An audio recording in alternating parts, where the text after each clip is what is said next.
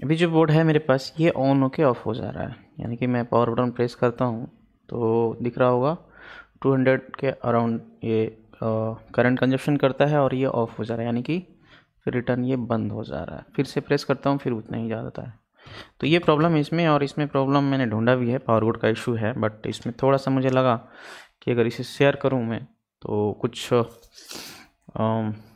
लोगों को हेल्प हो जाएगा, यानी कि जो लोग प्रॉब्लम फंस जाते हैं इस तरह का ऑन ऑफ का केस जो होता है, यानी कि बिगनर्स। मैं एक्सपर्ट का बात नहीं कर रहा हूँ क्योंकि वो तो खुद एक्सपर्ट होते हैं, वो तो कैसे भी प्रॉब्लम सॉल्व कर ही लेते हैं, चाहे वो जंपर काट के वगैरह या जोड़ के कुछ भी कर लेते हैं। तो उनका बात नहीं कर रहा हूँ, जो मेरे जैसे हैं जो मतलब इस फील्ड में हैं, पढ़े लिखे नहीं हैं, बट उनका मजबूरी है इस फील्ड में रहना और काम करते हैं। और तो एक डिस्क्लेमर के तौर पे मैं बोलना चाहूँगा कि एक्सपर्ट इस वीडियो को ना देखें क्योंकि आप डिसअपॉइंट हो जाएंगे, आपके लिए कुछ नहीं है इस केस में।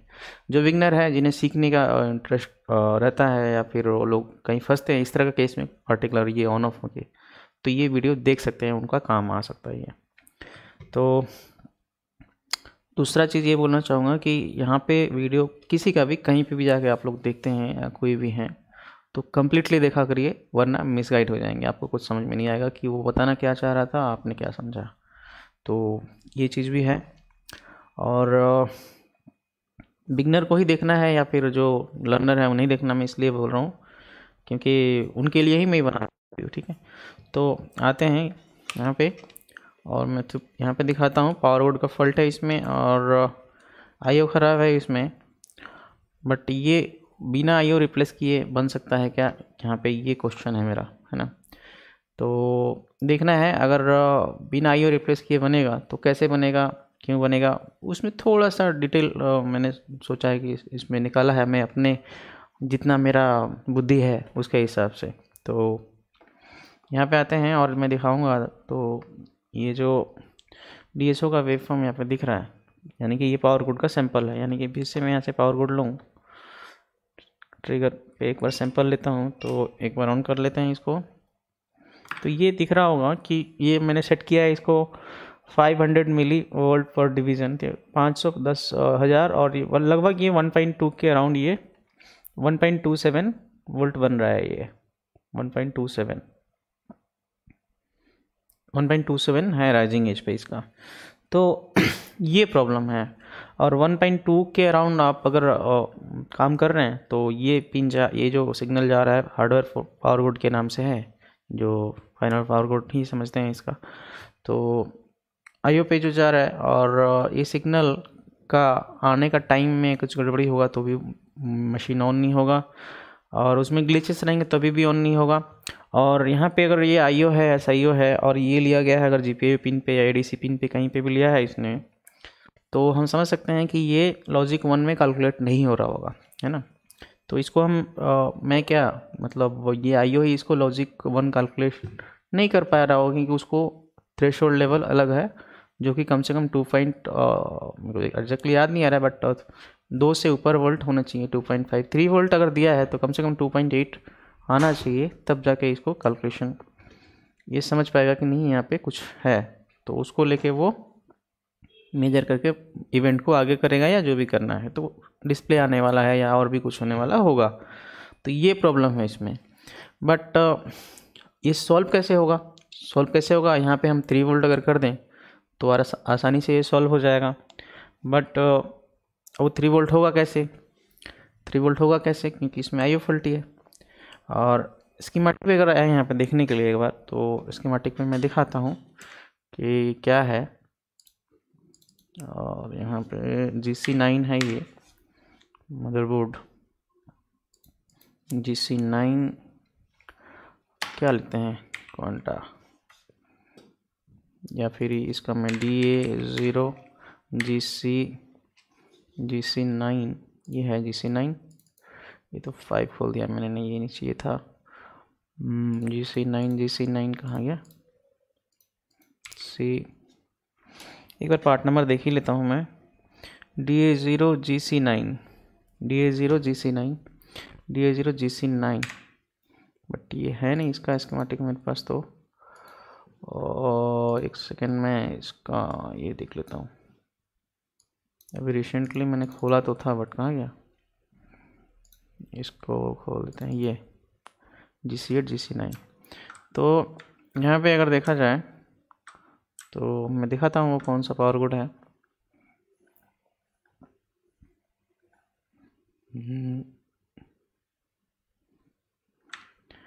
ये फाइंड कर लेते हैं, SWPG ये है, और ये है कहाँ पे, तो ये सिग्नल है, और इसका जो पुलअप है यहाँ पे ये है, ये वाला ये पुलअप है यहाँ पे, और ये हार्डवेयर पावर गुड के नाम से ये सिग्नल है यहाँ पे कंट्रोल लॉजिक, जो IO में डायरेक्टली जा रहा है और कहीं जा नहीं रहा है। बट इसके पीछे कोई नेट में इशू है या नहीं है उसको भी समझना पड़ता, बट इसको ये ख़राब है, इसको डिसाइड करने के लिए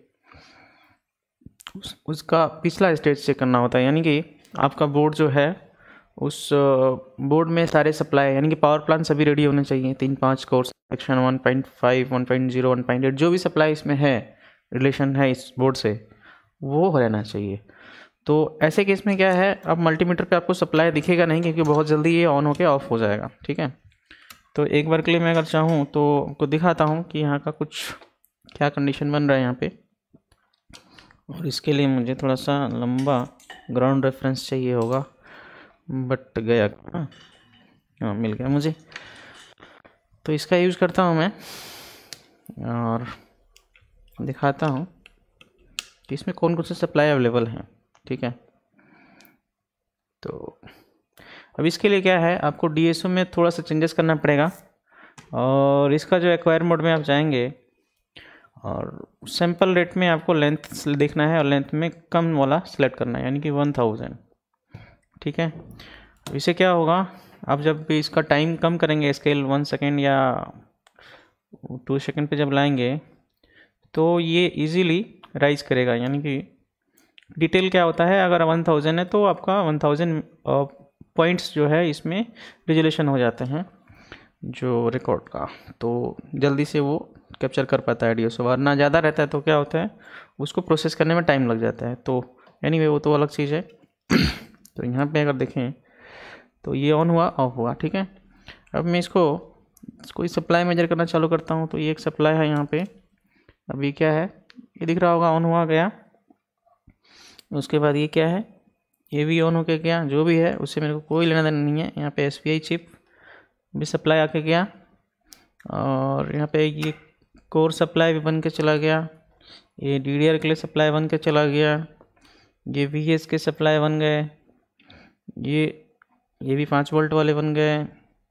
उसके बाद में आपके पास और भी सप्लाई है यहाँ पे, ये जैसे कि ये पावर बटन प्रेस किया तो फिर ये राइज करके फॉल कर गए, फिर यहाँ पे ये भी राइज करके फॉल कर गए। यानी कि इसमें मैक्सिमम पावर प्लांट है। और एक चीज़ आप नोटिस अगर करेंगे तो कोई भी सप्लाई हो वो उतना टाइम के लिए ही ऑन हो रहा है जितना टाइम के लिए ये कोर सेक्शन ऑन हो रहा है। यानी कि ये एक सप्लाई है, मैं दूसरा मेजर किया था, आप उसमें आप एक पल्स का अगर टाइमिंग देख लें तो देख लिए दोबारा से, और एक मैं यहाँ पे दिखता हूँ सैंपल, तो ये भी लगभग उतना ही टाइम के लिए ऑन होकर रह रहा है। तो इससे हमें पता चल जाता है कि कोई लॉजिकल फेलियर है यहाँ पे, जो कि हमें मालूम ही है क्या है, अपना हार्डवेयर पावर गुड है। ठीक है, अब हार्डवेयर पावर गुड तो है, ठीक है, बट ये बहुत जगह कनेक्ट होते हैं, ये भी है ना, तो ये बहुत जगह पे कनेक्ट होते हैं इस बोर्ड में। और इसको अगर आप ढूंढने चलें तो एक तो SIO पे ही मिल गया, वो तो जाएगा, फाइनल डेस्टिनेशन है उसका, ये कि यहाँ से आपका रैम का पावर गुड है, यहाँ से भी लिया हुआ है, और ये क्या है 1.05 यहाँ से भी लिया हुआ है। उसके बाद ये इस सेक्शन से भी है 3-5, मतलब मैक्सिमम बहुत सारे बोर्ड का पावर गुड एक जगह इकट्ठा करके बहुत सारे चीज़ इससे बनाए जाते हैं। तो अब IO के पिन का नंबर क्या है 124। ठीक है, जहाँ पे ऑलरेडी मैंने देखा था और इसमें डिसाइड किया था कि नहीं IO ख़राब है, इसमें IO ख़राब है, बट इसी IO पे कैसे काम करें, यानी IO चेंज नहीं करें और काम कैसे करें। और तो देखा जाए यहाँ पे 10 किलो ओम्स का पुलअप था एक। ठीक है, तो अब 1.2 वोल्ट के अराउंड जो बन रहा है, तो इसका मतलब है कि कोई ना कोई चीज़ ड्रॉप कर रहा है, तो ड्रॉप यहाँ पे IO ही कर रहा है। मैं आपको दिखा देता हूँ नेट डिस्कनेक्ट करके।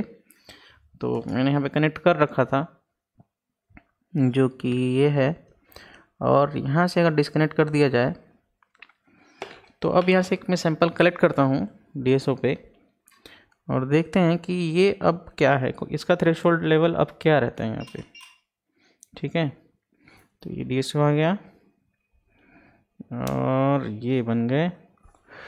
अब पावर बटन जैसे मैं प्रेस किया, अच्छा चलो अभी गड़बड़ हो गया, तो ये दिख रहा होगा अभी थ्रेशोल्ड कितना हो गया, 3.3 हो गया, यानी कि यहाँ पे देखा जाए तो ये 3.3 हो गया। और बोर्ड का कंडीशन वही है क्योंकि मैंने यहाँ से डिस्कनेक्ट कर रखा था, IO के अंदर नहीं जा रहा है ये। ठीक है, यानी कि IO अब डिसाइड नहीं कर पा रहा है, पावर गुड फेल कंडीशन में उसको मिल रहा है, इसलिए बोर्ड प्रोसेस नहीं, और आगे का इवेंट कंप्लीट नहीं हो रहा है, तो ये प्रॉब्लम है। तो अब जो वोल्टेज ड्रॉप कर रहा है तो उसका कारण क्या हो सकता है, या तो पुल अप हो सकता है ना, या तो पुल अप हो सकता है, या फिर सामने जा रहा है वहाँ पे ज़्यादा लोड पड़ रहा है, उसको देखना है। तो पुल अप मेजर कर लेते हैं। यहाँ का जो पुल अप है कि 10 किलो ओम्स लिखा है इसने, तो क्या 10 किलो ओम्स है कि कम हो गया है, तो एक साइड से कटा हुआ है तो इजीली मेजर हो सकता है, ये पॉसिबल है।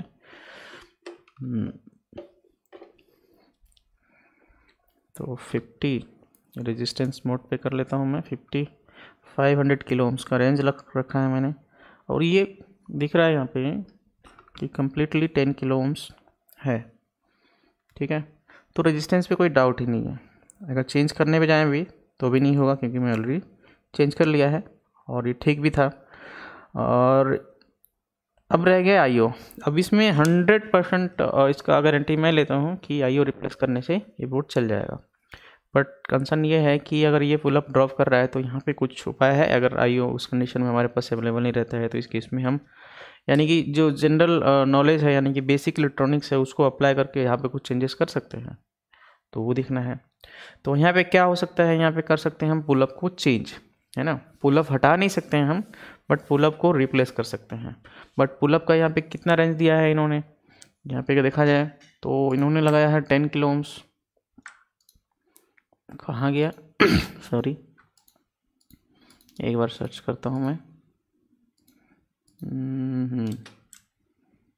कहाँ, ये है हमारा हार्डवेयर पावर गुड और इस पर लगा है पुल अप। इसका मैं थोड़ा मार्कर ले लेता हूँ क्योंकि इसका जो आई थिंक डिजेबल है पासवर्ड होगा। तो इसको अब देखेंगे आप, तो 10 किलो ओम्स है और ये बिल्कुल सही मिल रहा है हमें, बट इसको हमको रिप्लेस करना है, यानी कि चेंज करना है। इसको हम शॉर्ट नहीं कर सकते, ध्यान रहे जो भी बिगनर है कि कोई भी पुल अप दिया हुआ है उसको आप शॉर्ट नहीं कर सकते हो। और किसी ने अगर बताया आपको शॉर्ट करना है तो उस चीज़ को भूल जाओ और यहाँ पे शॉर्ट नहीं करना है, आपको याद रखना पड़ेगा। क्योंकि पुल अप का काम आपको अच्छी तरीके से मालूम है, तो सिंपल सेकेंड लॉजिक को प्रेजेंट करना होता है। मैं अपने हिसाब से बोल रहा हूँ, बाकी का थ्योरी बहुत सारे लंबे चौड़े इतने हैं, यहाँ समंदर है यहाँ पे, जहाँ पे साइड में खड़े होकर हम क्या थोड़ा सा चुल्लू भर पानी लेके उसी को वहीं पे देख रहे हैं, मतलब चुल्लू भर पानी ही हम अपने हाथ में लाए हैं और उसी पे ही उड़ रहे हैं। ठीक है, कि हम नंबर 1, हम नंबर 1। तो आप ये देख लो, ये इसको शॉर्ट नहीं करना है, बस इसका वैल्यू चेंज करके हम अपना काम निकाल सकते हैं। वो चेंज कैसे होगा, तो हमें पहले देखना पड़ेगा कि इस पे कंजप्शन क्या हो रहा है, यानी कि यहाँ पे जो लिमिट है, करंट लिमिट, वो क्या है, अकॉर्डिंगली हम इसको चेंज कर सकते हैं। ठीक है, तो वो कैसे मालूम पड़ेगा, हमें इसको करंट मेजर करना पड़ेगा यहाँ का। बट इसको मेजर करने के लिए बात वही हो गया कि ये 0 ओम्स हो जाएगा, है ना। तो यानी कि जो यहाँ पे करंट सेंसर लगाएंगे उसका तो इम्पीडेंस कम होता है बहुत, बट यहाँ पे हम लगा सकते हैं क्योंकि ये कंडीशन है, यहाँ पे लगा सकते हैं क्योंकि ये कहाँ पे +3 वोल्ट है और आफ्टर पावर बटन ही ये 3 वोल्ट आ रहा है।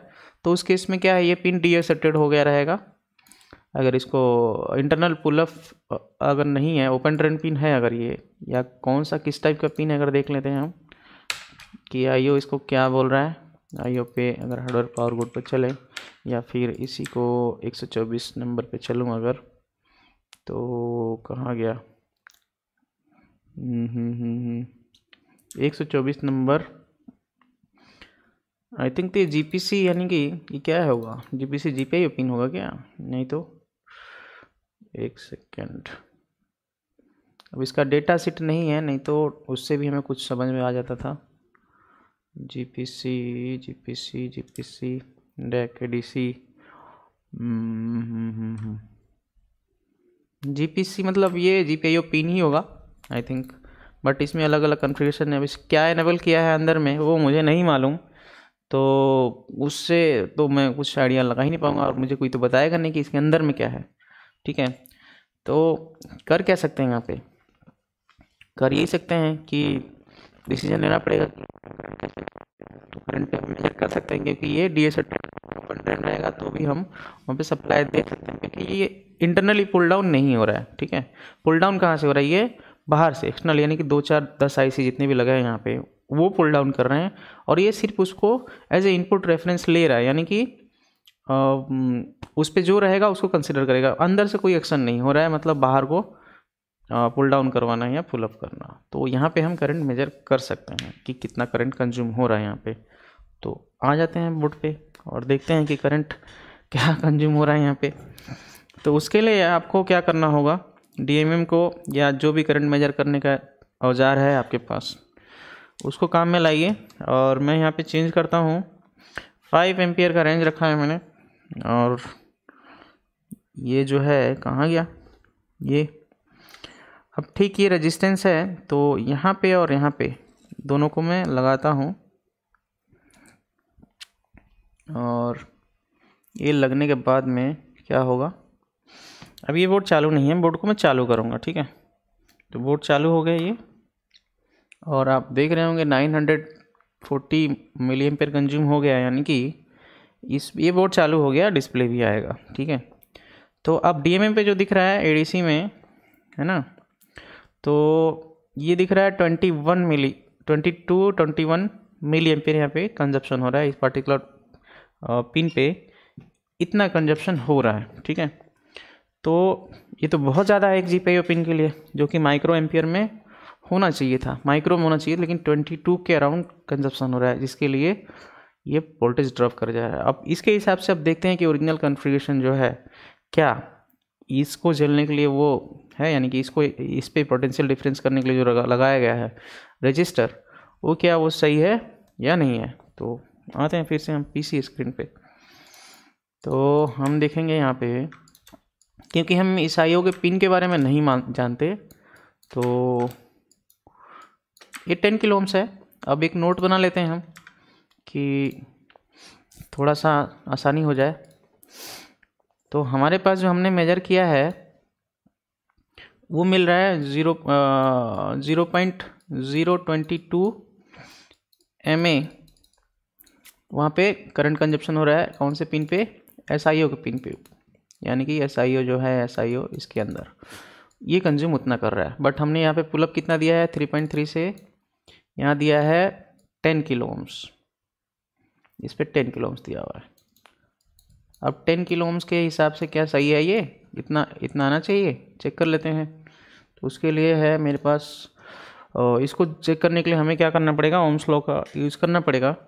और मैं तो पहले ही बताया कि मैं उतना पढ़ा लिखा नहीं हूँ कि मेरे को ओम्स लॉ याद रहे और मैं मल्टीप्लिकेशन वगैरह वगैरह करके बता लूँ। तो मैंने क्या किया है, यूज़ करेंगे, कैलकुलेटर यूज़ करेंगे, मैंने सेव करके रखा है। तो आ जाते हैं PC स्क्रीन पे, और ओम्स लॉ के लिए ये रहा। मैंने एक्सेल में क्या किया है, ओम्स लॉ के फॉर्मूले डाल दिए हैं ताकि मैं आसानी से इसको यूज़ कर सकूं और समझ सकूं। तो यहाँ पे क्या है, ये वोल्टेज हमारे पास है 3.300, यानी कि ये वोल्टेज है 3.3 है।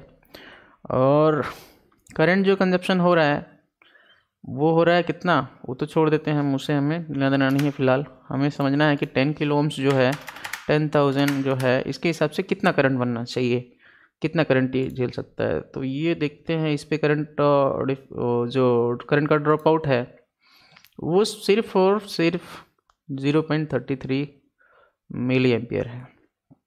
आई थिंक मिली एम्पियर में ही होगा कैलकुलेट ये। और हाँ, क्योंकि ये यहाँ तक नहीं, ये तो 0. नहीं, माइक्रो में आई थिंक जाएगा। अब जो भी हो मुझे नहीं मालूम, आप लोग देख लेना। बट ये कम है, क्योंकि हमारा जो कंजप्शन हो रहा है वो ये पोजीशन नहीं है, हमारा यहाँ पे 22 दिखा रहा है। और ये 33 इस रेजिस्टेंस के हिसाब से यहाँ पे आ रहा है, तो ये काफ़ी कम है इसके हिसाब से, इसलिए ये वहाँ पे वोल्टेज क्या हो जा रहा है, ड्रॉप कर जा रहा है, जिसके कारण से वो पावर गुड राइज नहीं कर पा रहा है, राइज नहीं कर रहा तो आईओ काम नहीं हो रहा है, आगे का इवेंट नहीं चल रहा है। तो हमें क्या करना है, उसको 3.3 पे सेट कर देना है, यानी कि 3.3 नहीं एटलीस्ट 3 वोल्ट तक वहाँ आईओ को मिल जाए। अकॉर्डिंगली हम उसका क्या चेंज करेंगे, रेजिस्टेंस वहाँ पे चेंज करेंगे। तो वो कैसे होगा, तो हम फिर से आएंगे। और तो अब दूसरा चीज़ अगर आपको मालूम होगा तो पुलअप कैसे डिज़ाइन करते हैं, या फिर वो सब आपको मालूम ही होगा। अगर नहीं मालूम है तो कहीं पे अगर आपने ट्रेनिंग लिया है तो वहाँ से आप पूछ सकते हैं, वो बता ही देंगे। और तो यहाँ से थोड़ा सा हम ये समझ लें कि इसमें हो क्या रहा है। तो 22 इन्होंने सेट किया है, कितना इन्होंने सेट किया है 0.00033 है ना। तो ये है, बट हमें जो कंजप्शन यहाँ पे हो रहा है 0.0022, ठीक है, और इतना कंजप्शन हो रहा है हमारे पास। नहीं ऐसा नहीं, ये हो रहा है। तो ये जो प्रॉब्लम है यही हो रहा है ना, कि क्या हो रहा है, हाँ 22 वही हो रहा है। तो ये हमारे पास प्रॉब्लम है। अब ये क्या है, अब ये जो रेजिस्टेंस 10 किलो ओम्स है, तो ये हम इसको अगर इस आईओ के हिसाब से देखेंगे तो वीक पुलअप में आ जाता है, ये वीक है ये इसके लिए, है ना। तो हमें क्या करना होगा, स्ट्रॉन्ग पुलअप यूज़ करना पड़ेगा यहाँ पे, जिसका हम इस करंट के हिसाब से अपने हिसाब से कैलकुलेशन लगा सकते हैं कि यहाँ पे स्ट्रॉन्ग पुलअप क्या होना चाहिए, ठीक है। तो जैसे कि यहाँ पे दिख रहा है कि ये 22 मिली एम्पियर कंजप्शन हो रहा है, तो इसके हिसाब से मैं ऐसा रेजिस्टेंस चूज करूँगा जो यहाँ पे कम से कम 22 हो रहा है, तो डबल एटलीस्ट तो लेना पड़ेगा, यानी कि 10 रिजर्व भी रखना होगा। तो 22 अगर हो रहा है कंजप्शन, तो यहाँ पे मैं रखूँगा कम से कम 40 mA या 30 mA, देख लेंगे कहाँ पे अपना काम हो रहा है। तो इसे क्या होगा, इसके हिसाब से आईओ के पिन के हिसाब से ये थोड़ा सा स्ट्रॉन्ग हो गया, और ये इसका जो वोल्टेज है वहाँ पे राइज कर जाएगा, ठीक है। तो 30 मिली एम्पियर के लिए हमें कौन सा स्केल लेना है, कौन सा रेजिस्टेंस यूज करना है, उसके हिसाब से वही बताएगा, ओम्स लॉ में ही आना पड़ेगा हमें। तो अब हम इसे कर लेंगे 0, ठीक है। अब हम करंट देंगे यहाँ पे कितना, 0.40, नहीं ऐसा नहीं, 0.040। तो ये दिखा रहा है 82, बट ये तो बहुत ही कम हो गया। और अगर इसको 30 पे लूँ तो 110, ठीक है। तो 22 अगर कंज्यूम कर रहा है तो कम से कम मुझे तो स्ट्रॉन्ग के लिए तो लेना पड़ेगा थोड़ा सा 30, तो रिजर्व भी रखना पड़ेगा। 22 अगर है तो मैं यहाँ पे 30 अगर कर लिया तो ऐसे हुआ। तो अगर 28 कर लूँ तो 117, यानी कि अगर 220 ओम्स का रेजिस्टेंस यूज़ करें तो कितना कर रहा है ये, क्योंकि ये तो सेम रेजिस्टेंस मिलेगा नहीं। 220 अगर यूज़ करें तो इसको अगर 0 कर लूँ तो ये आई ड्रॉप कर रहा है 15 मिली, इतना नहीं होगा इससे, क्योंकि हमें ज़्यादा चाहिए, क्योंकि वो 22 तो वहीं पे कंज्यूम कर रहा है। तो अगर 150 पे 22 आ गया, तो यानी कि 100 ओम्स यहाँ पे यूज़ किया जा सकता है, 33 आ रहा है।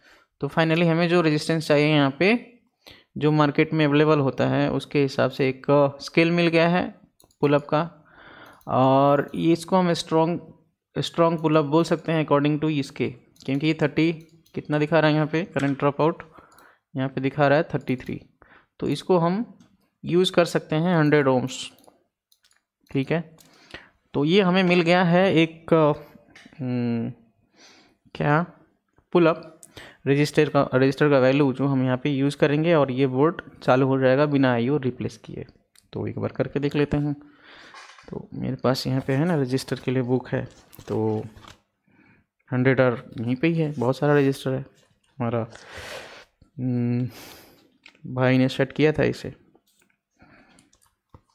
बट नाम नहीं लेता, बुरा मान जाते हैं। तो अभी उस रेजिस्टेंस को मैं यहाँ से हटा देता हूँ। ये 10 किलो ओम्स का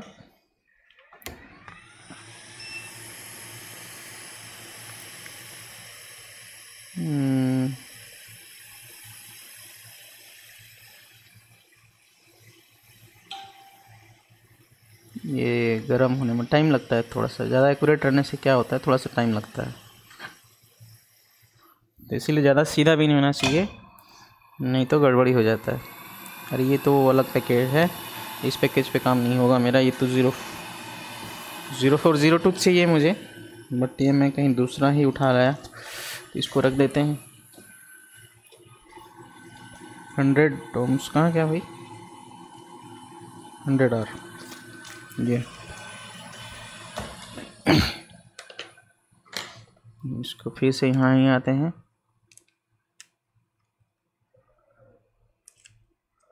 कहाँ गया ये, एक रेजिस्टेंस ये रहा,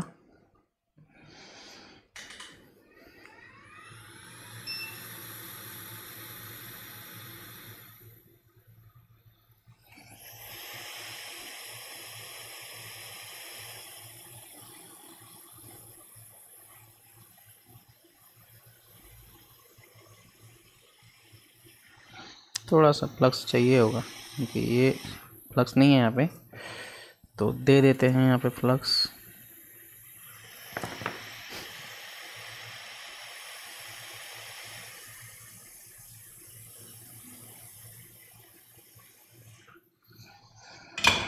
और आगे का जो नेट कटा हुआ है उसको क्लोज करना है, यानी कि ओपन है, तो ये नेट को क्लोज कर देते हैं यहाँ से।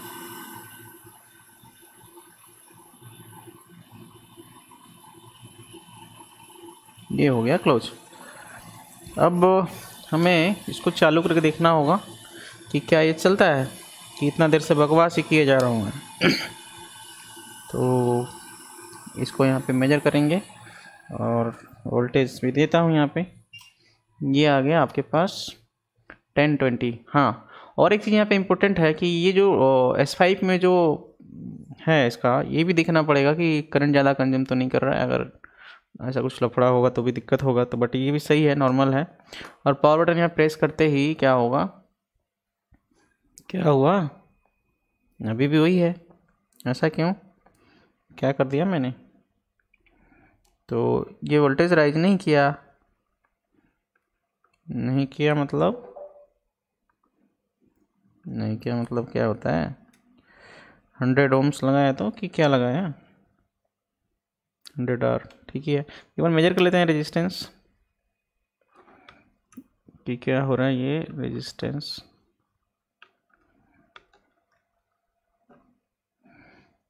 ये ओवरलोड आ रहा है और 500 ओम्स पे अगर लेता हूँ तो ये दिखाना चाहिए।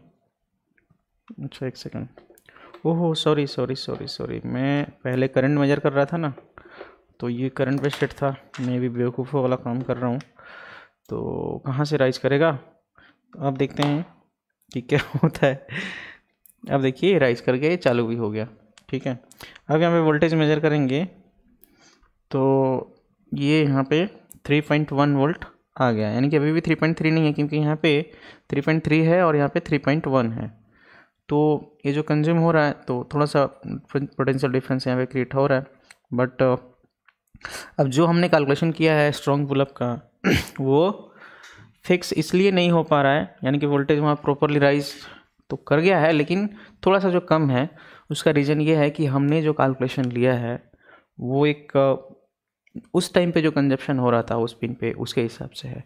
बट थोड़ा बहुत चेंजेस होगा क्योंकि ये फिक्स नहीं है, यानी कि कोई हमें ये नहीं बता रहा है कि इस पिन पे, यानी कि जो मैन्युफैक्चरर है कंपोनेंट का उसने नहीं बताया कि इस पिन पे 22 मिली एम्पेयर का कंजप्शन है, यानी कि इस पे इतना रहेगा, उसके हिसाब से आप करंट पे वहाँ पे जितना चाहिए रिक्वायरमेंट रेजिस्टेंस उस सेट करो। हमने एक R&D करके निकाला है कि यहाँ पे 22 कंजप्शन हो रहा है। अब IO ख़राब है तो चेंजेस भी हो सकता है वहाँ पे, तो उसके लिए थोड़ा वोल्टेज का ड्रॉपेज आएगा, है ना। तो ये था एक छोटा सा, बहुत ही छोटा मामूली सा नॉलेज जो मैं थोड़ा बहुत इस तरह का R&D करके निकालता हूँ। और दूसरा चीज़ ये है कि इतना सारा चीज़ बताने का मतलब ये है, जो मेरे बिगनर्स दोस्त हैं, कि इसको कॉपी मत करो, ठीक है। एक मैं R&D करने का तरीका बताया, और इस तरीके से आपको क्या करना है, आप अपने लेवल पे उस चीज़ को एक्सपांड करना है ना। आप इसको तुक्केबाजी मत बदल दो कि यहाँ पे ऐसा है तो 100 ओम्स का रेजिस्टेंस लगा देना है, तो ऐसा कोई ज़रूरी नहीं है कि वहाँ पे 100 ओम्स का लगाने का चल जाएगा, ठीक है। अब अलग अलग लोकेशन आएगा, अलग अलग प्रॉब्लम्स आएंगे, अलग अलग इशू आएंगे, वहाँ पे क्या होगा, आपको उसके हिसाब से वहाँ पे चीज़ों को समझना होगा, देखना होगा, और उसके हिसाब से आपको सेट करना होगा सब कुछ। तो मेरे केस में 100 ओम्स काम कर रहा है, आपके केस में मे भी नहीं करे, या फिर और भी कुछ प्रॉब्लम हो जाए, या दूसरा कुछ होगा। तो तुक्केबाजी में ना बदलें, जैसे मैं बताया उस चीज़ को आप एज ए रेफरेंस लेके वो R&D करके उस तरह से अपना प्रॉब्लम का सॉल्यूशन निकालिए, बट तुक्केबाजी में चेंज नहीं करना है इस चीज़ को। ये था एक छोटा सा नॉलेज। और दूसरा चीज़ ये भी बोलना चाहूँगा कि कृपया करके प्राइसिंग ख़राब ना करें, यानी कि आपको फ्री में नॉलेज कहीं से मिल जा रहा है तो उसको आप ये भी सोचिए कि जहाँ से आपको मिला है उसे गेन करने में कितना टाइम लगा होगा, और उसने आपको बताया या फिर आपको एक रेफरेंस दिया, तो उसका मिसयूज़ करने का मतलब यही होता है कि आप किसी भी रेट में या किसी पे भी कोई भी प्राइस पे आप काम करके कस्टमर को दे दें। आपका एक स्टैंडर्ड रखें कि आप एक सर्विस इंजीनियर हैं, तो आपके यहाँ का एक 300 या 400 या 500 फिक्स सर्विस चार्ज होना चाहिए, उसके ऊपर कंपोनेंट जो भी है होना चाहिए। आप कृपया करके इस चीज़ को आप लोग कंट्रोल करें, तभी हम बच पाएंगे, वरना तैयार रहो घर जाने के लिए, ठीक है। दुकान बंद करके घर जाने को तैयार रहो। और यहाँ पे क्या है, मुझे दूसरा काम आता नहीं है, तो मुझे इसी पे ही काम करना है, तो मुझे कुछ ना कुछ करके बचना पड़ेगा। तो इस चीज़ को आप सीरियसली लो, आप बिगनर्स जितने भी हैं। और अगर आप कहीं से सीख रहे हो, सामने वाला आपको उस काम का वैल्यू नहीं बता रहा है, आप सिखा रहा है, खाली आपसे पैसा ले लिया और उसने आपको कुछ चीज़ें बता दी, आपने सीख के आ गया, आप एक बोर्ड पे काम कर रहे हो, किसी से 200 ले लिया, किसी से 500, किसी से 400 ऐसा ले लिया, ऐसा मत करो, ठीक है। आपको करना क्या है, आपका एक वैल्यू सेट करना होगा कि आपका इतना काम किया तो इतना है, एक स्टैंडर्ड सर्विस चार्ज होना चाहिए। नहीं तो क्या है, आलू प्याज जैसा काम हो गया है, ऑलरेडी कर रहे हैं ऑलरेडी एक्सपर्ट लोग भी और बिगनर लोग भी। तो इस चीज़ को थोड़ा सा कंट्रोल करिए, वरना रेडी फॉर कहाँ, घर जाने के लिए।